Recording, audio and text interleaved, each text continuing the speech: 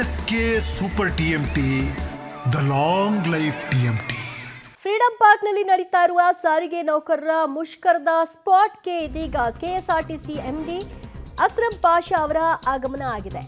ಪ್ರತಿಭಟನೆಯನ್ನ ನಡೆಸ್ತಾ ಇದ್ದಾರೆ. ಈ ಹಿನ್ನೆಲೆಯಲ್ಲಿ ಕೆಲವೊಂದಷ್ಟು ಬೇಡಿಕೆಗಳನ್ನು ಕೂಡ ಇಟ್ಟಿದ್ದು ಕೆಎಸ್ಆರ್ಟಿಸಿ ಎಂಡಿ ಅಕ್ರಮ್ ಪಾಷಾ ಅವರು ಫ್ರೀಡಂ ಪಾರ್ಕ್ಗೆ ಆಗಮಿಸ್ತೀನಿ, ಮತ್ತೆ ನಿಮ್ಮ ಎಲ್ಲ ಮಾತುಗಳನ್ನ ಅಲ್ಲಿಯೇ ಆಲಿಸ್ತೀನಿ ಅಂತ ಹೇಳಿದ್ರು. ಖುದ್ದು ಪ್ರತಿಭಟನಾ ಸ್ಥಳಕ್ಕೆ ಆಗಮಿಸಿದ್ದು ಚರ್ಚೆಯನ್ನ ನಡೆಸ್ತಾ ಇದ್ದಾರೆ ಪ್ರತಿಭಟನಾ ನಿರತ ಸಾರಿಗೆ ನೌಕರರ ಮುಖಂಡರ ಜೊತೆಗೆ. ಸದ್ಯ ಮುಖಂಡರುಗಳು ಇಟ್ಟಂತಹ ಬೇಡಿಕೆಗಳನ್ನು ಕೂಡ ಅವರು ಸ್ವೀಕಾರ ಮಾಡ್ತಾರೆ. ಜೊತೆಗೆ ಸರ್ಕಾರದಿಂದ ಬಂದಂತಹ ಸಂದೇಶ ಏನು ಅನ್ನೋದನ್ನು ಕೂಡ ಮಾಹಿತಿಯನ್ನು ಹಂಚಿಕೊಳ್ತಾರೆ. ಈ ಎರಡೂ ವಿಚಾರಗಳ ವಿನಿಮಯ ಆದ ನಂತರದಲ್ಲಿ ಯಾರು ಯಾವ ರೀತಿಯಾಗಿ ನಿರ್ಧಾರವನ್ನು ತೆಗೆದುಕೊಳ್ತಾರೆ ಫೈನಲಿ ನೋಡಬೇಕು. ನೋಡ್ತಾ ಇದ್ರಿ ದೃಶ್ಯದಲ್ಲಿ live visuals. KSRTC MD Akram Pasha ಅವರ ಆಗಮನ, ಫ್ರೀಡಂ ಪಾರ್ಕ್ನ ಪ್ರತಿಭಟನಾ ನಿರತ ಸ್ಥಳಕ್ಕೆ ನೌಕರರ ಮುಖಂಡರನ್ನ ಭೇಟಿ ಮಾಡ್ತಾರೆ, ಅವರ ಜೊತೆಗೆ ಮಾತುಕತೆಯನ್ನು ನಡೆಸ್ತಾರೆ. ಸೊ ಈಗ ಎಲ್ಲರೂ ಕೂಡ ಕಾದು ಕುಳಿತದ್ದು ಇವರ ಬರುವಿಕೆಗಾಗಿ. ಬಂದ ನಂತರದಲ್ಲಿ ಏನು ನಿರ್ಧಾರ ಅನ್ನೋದನ್ನ ಪ್ರಕಟ ಮಾಡ್ತಾರೆ. ಏನು ನಿರ್ದೇಶನವನ್ನ ಅವರಿಗೆ ಕೊಟ್ಟು ಕಳಿಸಿದೆ ಅದನ್ನ ತಿಳಿಸ್ಲಿಕ್ಕೆ ಇಲ್ಲಿ ಬಂದಿದ್ದಾರೆ. ಮಾನ್ಯ ವ್ಯವಸ್ಥಾಪಕ ನಿರ್ದೇಶಕರು, ಕಾರ್ಮಿಕ ಇಲಾಖೆ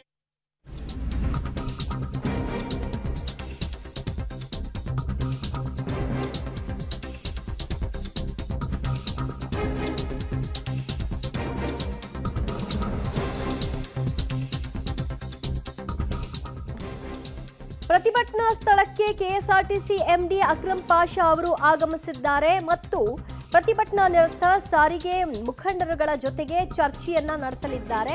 ಸರ್ಕಾರದ ವತಿಯಿಂದ ಅವರು ಹೊತ್ತು ತಂದಂತಹ ಸಂದೇಶವನ್ನ ಅವರು ಈ ಒಂದು ಸಭೆಯಲ್ಲಿ ಎಲ್ಲರ ಮುಂದೆ ಹಂಚಿಕೊಳ್ಳಲಿದ್ದಾರೆ. ಎಂಡಿ ಅಕ್ರಮ್ ಪಾಷಾ ಸರ್ಕಾರದ ಸಂದೇಶ ಏನಾಗಿರುತ್ತೆ ಅನ್ನೋದನ್ನ ತಿಳಿಸಿದ ನಂತರದಲ್ಲಿ ಪ್ರತಿಭಟನೆ ಸ್ವರೂಪ ಏನು ಅನ್ನೋದು ಗೊತ್ತಾಗತ್ತೆ. ಭರವಸೆಗಳನ್ನ ಪ್ರತಿಭಟನಾ ನಿರತರು ಒಪ್ಕೊಳ್ತಾರಾ, ಸರ್ಕಾರದ ಭರವಸೆಗಳನ್ನ, ಅಥವಾ ಇದರಲ್ಲಿ ನಾವು ಹಿಡಿದ ಪಟ್ಟೆ ಆಗಬೇಕು ಅನ್ನುವಂತಹ ನಿಟ್ಟಿನಲ್ಲಿ ಹಠ ಹಿಡಿದು ಕುಳಿತುಕೊಳ್ತಾರಾ ನೋಡಬೇಕು.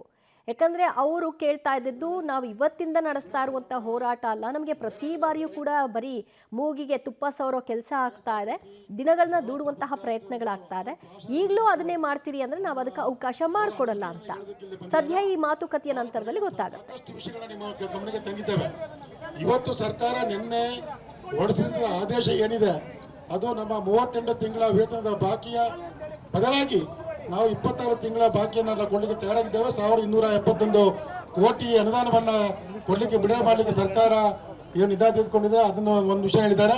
ಅದೇ ರೀತಿ ನಮ್ಮ ಪ್ರಮುಖ ಬೇಡಿಕೆ ಆದಂತಹ 1/1/24ರಿಂದ 4 ವರ್ಷಗಳ ಅವಧಿಗೆ ಏನು ವೇತನ ಪರಿಷ್ಕರಣೆ ಆಗಬೇಕಾಗಿತ್ತು, ನಾವೇನು 25% ಹೆಚ್ಚಳವನ್ನು ಕೇಳಿದ್ದೇವೆ.